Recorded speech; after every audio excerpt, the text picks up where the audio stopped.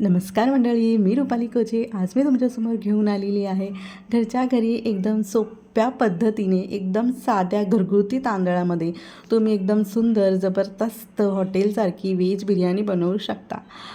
खरंच तुम्हाला सांगते, एकदम चवही त्याची एकदम सुपर लागते, एकदम हॉटेलसारखी.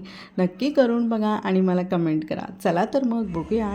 प्रथम एका टोपमध्ये आपण एक साधा आपला घरगुती जो आपण राईस वापरतो तो राईस घ्यायचा आहे. कुठलाही असेल तो घ्या. मी घेतला आहे इथे 1.5 वाटी राईस घेतलेला आहे. तुम्ही बघू शकता. 1 वाटी पूर्ण भरून घेतला आहे. साधारण अर्धी वाटी मी आता घेते आहे. 1.5 वाटी आपण राईस 1.5 वाटी तांदूळ वापरून आपण इथे पुलाव बनवणार आहोत, बिर्याणी म्हणजेच. सो त्याच्यासाठी आपण 1.5 वाटीसाठी मी 1.5 ग्लास पाणी घेतलेलं आहे. तुम्ही बघू शकता हा ग्लास आहे.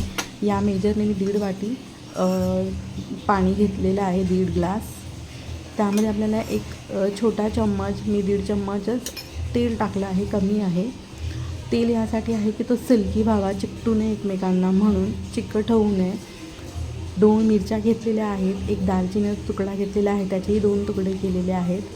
लवंग घ्यायची आहे 3-4 आणि काळी मिरी घ्यायची आहेत, ते पण एक 4 मी घेतलेले आहेत. ह्याच्यामध्ये तुम्ही एक छोटी वेलची, मोठी वेलची पण टाकू शकता, पण मी जास्त गरम मसाले वापरणार नाही आहे. त्यानंतर घेतला आहे 1 चम्मच मीठ घेतलेलं आहे.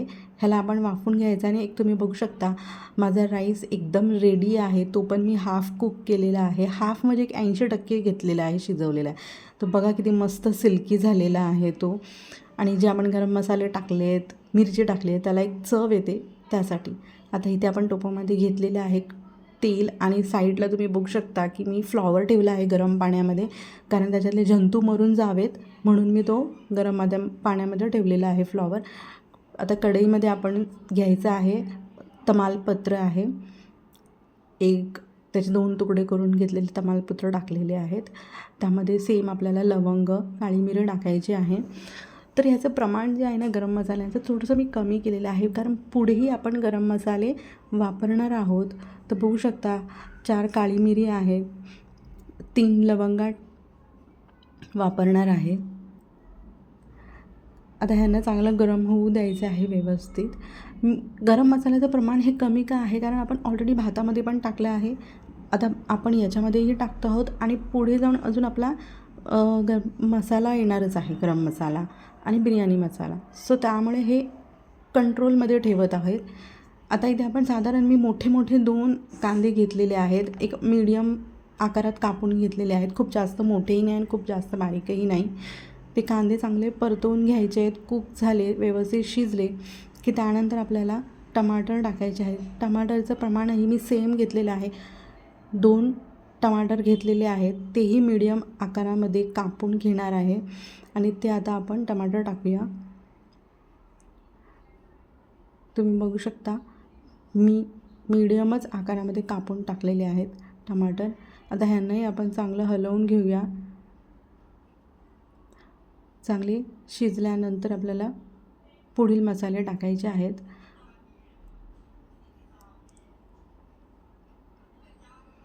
बघू शकता चांगले शिजत आहेत. तोबरच आपण मीठ टाकणार आहोत 1 चम्मच. मीठ अंदाजाने आहे, कारण भातामध्ये सुद्धा आपण टाकलेलं आहे. त्यानंतर साधारण 3 चम्मच मी भरून आलं लसूण पेस्ट टाकणार आहे. आलं लसूण पेस्ट जास्त असावी, कारण त्याची चव खूप चांगली लागते बिर्याणीमध्ये. स्पेशल जेव्हा तुम्ही बिर्याणी करता तेव्हा आवर्जून आलं लसूण पेस्ट थोडं जास्तच टाकावं. चांगलं मिक्स करून घ्यायचं आहे हलवून. तुम्ही बघू शकता साधारण साईडने कसं तेल सुटतं आहे, म्हणजे आपला मसाला शिजतो आहे. हळद टाकायची आहे.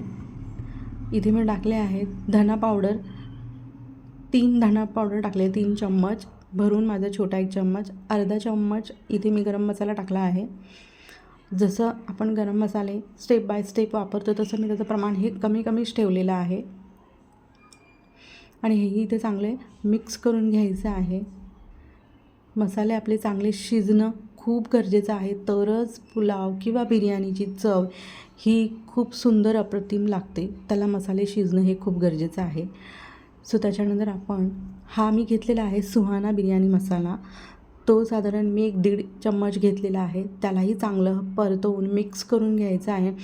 आणि या स्टेजला बिर्याणीचा मसाल्याचा वास इतका सुंदर येतो ना, तुम्हाला शब्दात मी सांगू शकत नाही. कारण सुहाना बिर्याणी मसाल्याचा वास खरंच खूप सुंदर येतो, एकदम मस्त. तुम्हाला तेव्हाच खावंसं वाटतं. आता इथे मी अंदाजे बीन्स आणि मटर जे आहे अंदाजे घेतलेले आहेत. एक 7-8 बीन्सचे घेतलेले आहेत, त्याचे तुकडे करून घेतलेले आहेत मोठे मोठे. फ्लॉवर 1 वाटी घेतलेला आहे. जसं मी तुम्हाला सांगितलं होतं की फ्लॉवरही मी चांगला तो गरम पाण्यामध्ये काढून मग धुवून व्यवस्थित घेतलेला आहे. त्यांना भाज्यांनाही चांगलं मिक्स करून एक 5 ते 10 मिनटं शिजवायचं आहे.